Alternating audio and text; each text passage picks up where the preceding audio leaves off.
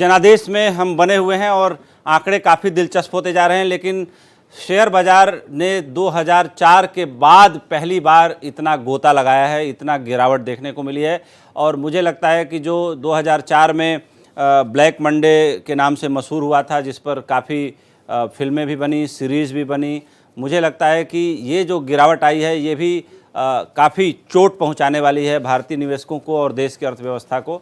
इसको भी हमें ध्यान में रखना पड़ेगा। और इतना गिरावट का मतलब ये है कि जो एग्जिट पोल्स के आधार पर और जो सट्टा बाज़ार के जो आंकड़े आ रहे थे वो भी बड़े एक्यूरेट होते हैं।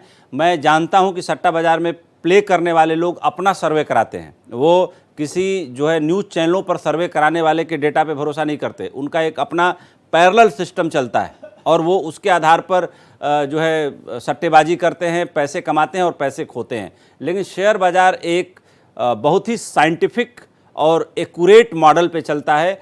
अगर शेयर बाज़ार में निवेशकों का अगर विश्वास इस तरह से हिल गया है और शेयर बाज़ार लगातार नीचे जा रहा है, यह अच्छी सूचना नहीं है।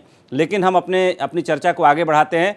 देवनाथ हमारे सहयोगी जुड़े हुए हैं। देवनाथ हमारे वो सहयोगी हैं जिन्होंने पूरे पूर्वांचल का दौरा किया, जगह जगह उन्होंने शो आयोजित किए, शो एंकर किया, कंपेयर की। तो देवनाथ, पूर्वांचल में आप मुझे लगता है कि लगभग सब जगह घूमते हुए लौटे हैं। जब आप दौरा कर रहे थे तो ग्राउंड रियलिटी या ग्राउंड पर जो बातचीत हो रही थी वो बातें शेयर करिए कि आपके मन में क्या फीलिंग आ रही थी कि लोगों के मन में बीजेपी से नाराज़गी है या लोग बीजेपी पर ले दे के कुछ भी हो भरोसा करने के लिए तैयार दिख रहे थे। दो तीन बातें बहुत महत्वपूर्ण है। पहली बात यह है कि इंडिया गठबंधन ने बीजेपी के 400 पर पार का जो इन्होंने नारा दिया था उसको आधार बनाते हुए सबसे बड़ी जो आलोचना की वो थी संविधान बचाने की। इन्होंने कहा कि अगर ये 400 पार करते हैं तो ये सत्ता में आते ही संविधान बदल देंगे। और मुझे लगता है कि जब ग्राउंड पर हम होते थे तो लोग हम लोगों से सवाल करते थे और पूछते थे कि क्या बीजेपी संविधान बदलने जा रही है, क्या लोकतांत्रिक व्यवस्था खत्म होने जा रही है। पहला सवाल, ये जो आशंका थी जो बीजेपी को बहुत नुकसान पहुंचा रही थी। दूसरा, जो युवा था जो रोजगार की तलाश में है, जो पढ़ाई की बात कर रहा है, जो एजुकेशन के मॉड्यूल पर बात करना चाहता है, जो हेल्थ पर बात करना चाहता है, उसके लिए एक निराशा का माहौल भी दिखता है ग्राउंड पर। और आप ये देखिए कि जब भी हम जहां भी शो कर रहे थे लोग हमारे पास आते थे और उन लोगों में जो युवाओं की तादाद थी बहुत ज़्यादा थी। वो भारत एक्सप्रेस से सवाल करते थे कि आखिर एजुकेशन पर जीएसटी इतनी ज़्यादा क्यों है, क्यों रोजगार पर प्रधानमंत्री मोदी बात नहीं करते हैं। तो जाहिर सी बात है कि सारे मुद्दे हैं, लेकिन इनके अलावा भी मैं दो तीन बातें बहुत करना चाहता हूं। एक तो ये कि उत्तर प्रदेश जहां भगवान राम की प्रतिस्थापना हुई, काशी जहां कॉरिडोर बना करके भारतीय जनता पार्टी ने पूरी दुनिया को मैसेज दिया कि धर्म का क्या एक क्षेत्र होता है। और उत्तर प्रदेश की जनता जब भी धर्म की बात होती है तो सबसे पहले आती है। और इसके बावजूद भी अगर भारतीय जनता पार्टी का आंकड़ा इस तरह दिखाई देता है, इसका मतलब है कि भारतीय जनता पार्टी, प्रधानमंत्री मोदी और उनके नेता शायद ग्राउंड जीरो की वो हकीकत नहीं समझ पाए, वो दर्द बेरोजगारी का नहीं समझ पाए, वो दर्द, वो व्यथा, वो पीड़ा नौजवानों की नहीं समझ पाए और सिर्फ राम मंदिर और काशी को लेकर के बात होती रही। एक और बात जो बहुत महत्वपूर्ण है, आपने कहा हम गए थे, डुमरियागंज गए, हम गोरखपुर गए, हम कुशीनगर गए, हम पश्चिमी उत्तर प्रदेश में गए, हम बागपत में गए, हम जहां भी गए सवाल ये उठता रहा कि रोजगार पर सरकार का क्या रोड मैप है, रोजगार पर सरकार का कोई प्लान क्यों नहीं है, केवल धर्म पे बात क्यों हो रही है। बड़ा मुद्दा है, धर्म हम भी जानते हैं, धार्मिक हम भी हैं, लेकिन क्या सरकारों को रोजगार पे बात नहीं करनी है। एक चीज और मैं आपको ये भी बताता हूं कि जो युवा है वो एक बात समझना चाह रहा था, लगातार समझना चाह रहा था कि आखिर बीजेपी के लीडर या प्रधानमंत्री मोदी खुद क्यों नहीं रोजगार पर बात करते हैं, क्यों नहीं एजुकेशन पर बात करते हैं। इसके अलावा अगर यूपी की बात करें तो संविधान बचाने को लेकर कि जिस तरीके से शंकाएं पैदा की विपक्ष ने, शायद भारतीय जनता पार्टी की लीडरशिप ये समझ नहीं पाई। और 400 का आंकड़ा जो इन्होंने बोला था कि पार करके दिखाएंगे, वो इनके लिए आत्मघाती इसलिए भी बन गया क्योंकि लोगों के मन में, लोगों के जेहन में ये मन मस्तिष्क में सवाल आया कि क्या अगर ये आते हैं तो संविधान बदल देंगे, क्या लोकतांत्रिक व्यवस्था को ध्वस्त कर देंगे। और भारत का जो जनमानस है, भारत का जो वोटर है, वो लोकतांत्रिक मूल्यों में यकीन करता है, वो विकास में यकीन करता है, वो धर्म पे यकीन करता है, वो शिक्षा पर यकीन करता है। तो जाहिर सी बात है कि भारतीय जनता पार्टी 400 का जो आंकड़ा- देवनाथ, मैं आपको यहीं रोक रहा हूँ, सीधे चलते हैं भोपाल अजय भटनागर के पास। अजय, मध्य प्रदेश में कांग्रेस के बड़े दिग्गज नेता हैं, दिग्विजय सिंह जी हैं, कमलनाथ जी हैं, दोनों मध्य प्रदेश के मुख्यमंत्री रहे हैं, सुरेश पचौरी हैं, उसके अलावा जो क्या बोलते हैं जो दलित नेता थे उनका नाम मुझे याद नहीं आ रहा है, वो भी बहुत ही मुखर नेता रहे, कई बार उनके भी नाम के मुख्यमंत्री बनने की चर्चाएं हुई।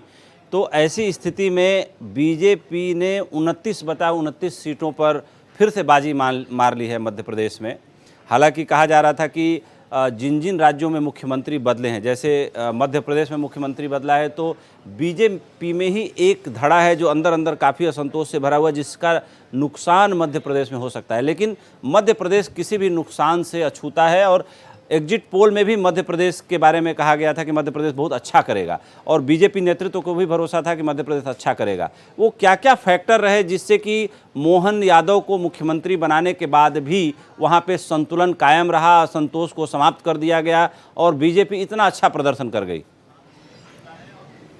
देखिए, सही है। सबसे पहली बात है जो मैं जहाँ तक देख पा रहा हूँ कि संगठन, जो मध्य प्रदेश का संगठन है, इसकी तारीफ खुद अमित शाह ने की थी। और संगठन ने जिस तरह से चुनाव लड़ा, तो हाल ही में जो विधानसभा चुनाव हुए, सब लोग कह रहे थे, इस बात को माना जा रहा था कि कांग्रेस की सरकार एक बार फिर बन सकती है। और संगठन ने जिस तरह से चुनाव लड़ा और कांग्रेस जो कि सरकार बनाने के नज़दीक आ रही थी, वो 66 सीटों पर सिमट के रह गई और बम्पर जीत मिली है भारतीय जनता पार्टी को विधानसभा चुनावों में। तो अभी कुछ समय पहले, 3-4 महीने पहले ही अगर वो बम्पर जीत से सामने होके आए हैं, तो एक कॉन्फिडेंस था पार्टी को कि 29 की 29 सीट जीतेंगे। 28 पहले भी सीट वो जीत चुके थे, उनके पास ही, उनके खाते में ही थी। एक सीट सिर्फ ऐसी थी जो छिंदवाड़ा का किला, जो कमलनाथ का जो किला है, वो बरसों से उनके पास है, उनके पास रहा। फिर उसके बाद उन्होंने वो किला ट्रांसफ़र किया अपने बेटे के, तो बेटा जीतता रहा। तो पूरा जोर इस समय देखा जाए अजय, तो आपको बीच में रोक रहा हूँ, एक छिंदवाड़ा और को बड़ी लेकर खबर आ रही है। 9 जून को चंद्रबाबू नायडू, जिस चंद्रबाबू नायडू को जगन मोहन रेड्डी ने जेल भेज दिया था, एक कह सकते हैं कि एक घोटाले में उनको एक्यूज बना करके, इसी को कहते हैं सत्ता। 9 जून को चंद्रबाबू नायडू मुख्यमंत्री पद की शपथ लेंगे और वहां पर चंद्रबाबू नायडू के साथ भारतीय जनता पार्टी का जो अलायंस है वो कमाल कर गया है। आंध्र प्रदेश में पहली बार भारतीय जनता पार्टी ने काफ़ी बड़ी जीत दर्ज की है। चंद्रबाबू नायडू वहां मुख्यमंत्री पद की शपथ लेंगे। टीडीपी को वहां बहुमत मिला है। चंद्रबाबू नायडू वो आदमी हैं जिन्होंने हैदराबाद को जो है इंफॉर्मेशन टेक्नोलॉजी और जिसका नाम साइबराबाद रखा गया, उसके पीछे चंद्रबाबू नायडू का ही सारा काम था, उनका ही दिमाग था। तो दोबारा चंद्रबाबू नायडू मुख्यमंत्री बनते हुए दिखाई दे रहे हैं। 9 जून को उनकी शपथ की तिथि भी निश्चित हो गई है।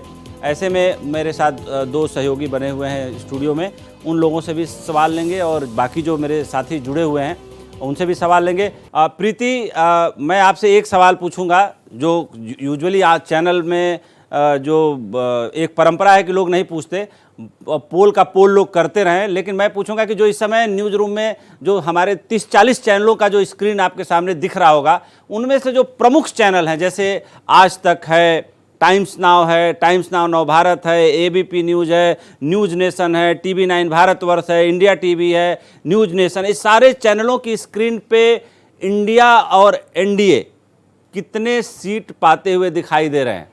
देखिए उपेंद्र जी, जैसा कि आपने कहा कि मैं उस ट्रेंड को फॉलो नहीं करूंगा जो दूसरे चैनल नहीं करते हैं, और हम सभी चैनल्स क्या दिखा रहे हैं ये बताने की कोशिश करेंगे। तो वो आंकड़ा मेरे पास है, मैं तुरंत बिना किसी देरी के आज तक से शुरुआत कर लेती हूँ। आज तक में इस वक्त हालांकि स्क्रीन लगातार चेंज हो रहा है, रोटेट हो रहा है।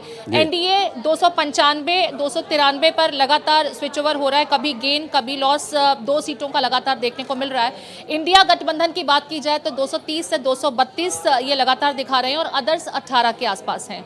जहां TV18 की बात की जाए तो ये 294 दिखा रहे हैं, 294, इंडिया गठबंधन 228 और अदर्स 21 दिखा रहे हैं।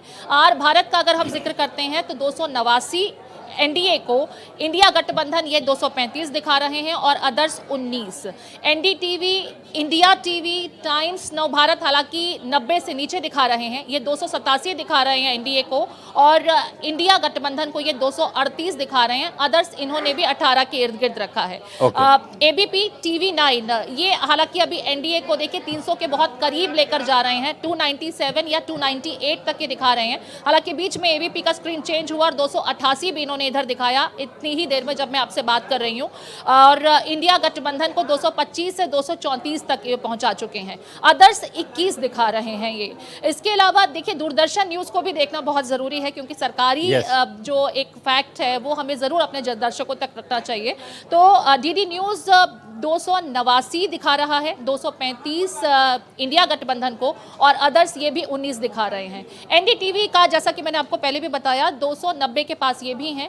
इंडिया टीवी, एबीपी टीवी 9 ये 300 से मुश्किल से 2 या 3 सीटें पीछे दिखा रहे हैं एनडीए गठबंधन को, जबकि इंडिया गठबंधन की बात की जाए तो 235 के इर्द गिर्द ये बता रहे हैं।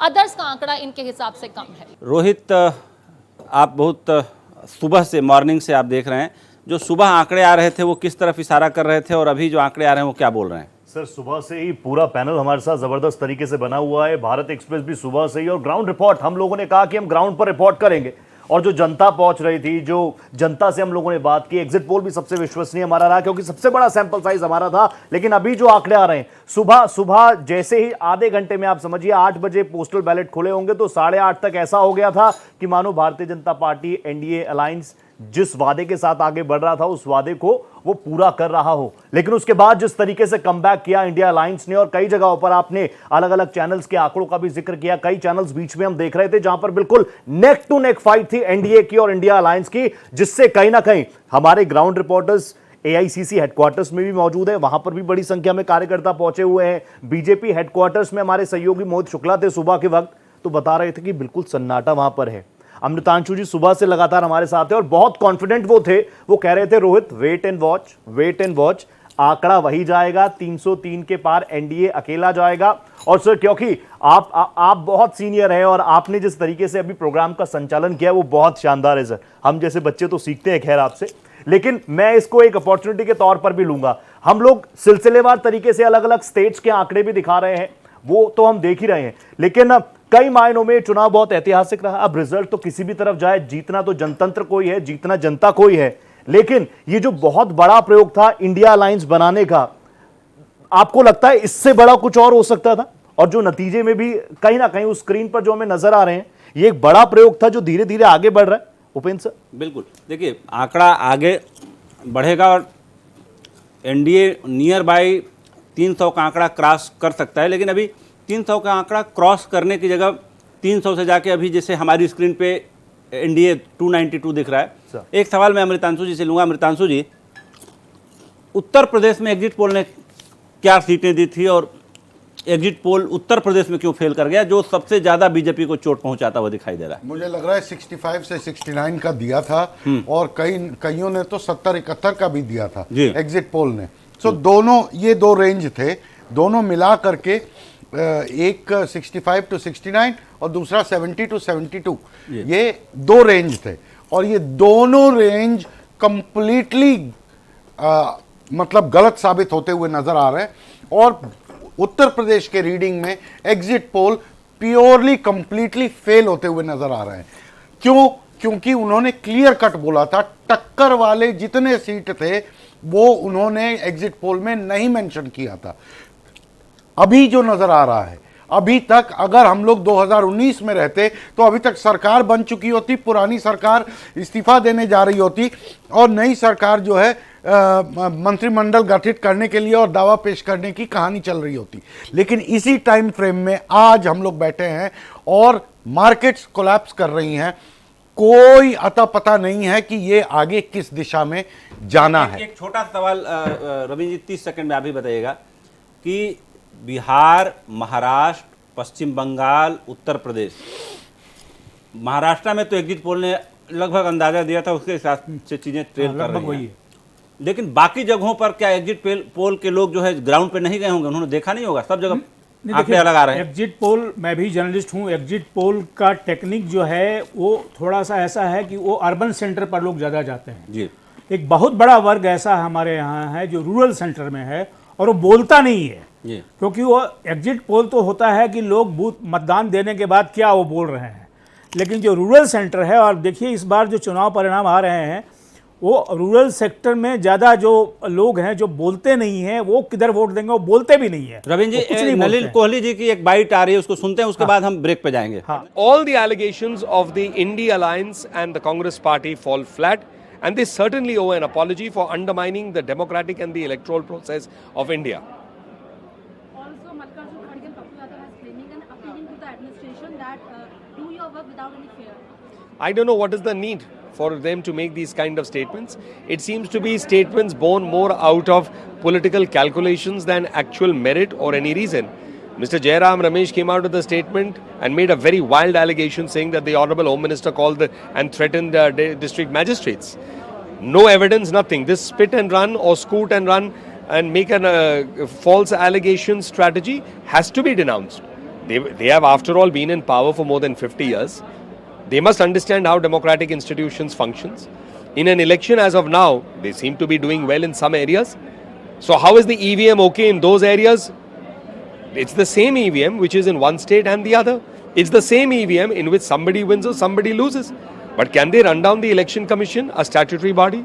Can they run down the democratic process? They shouldn't. And they owe an explanation and apology for that. तो वक्त हो चला एक छोटे से ब्रेक का। ब्रेक के बाद हम तुरंत वापस लौटेंगे और फिर चर्चा जनादेश पे जारी रहेगी।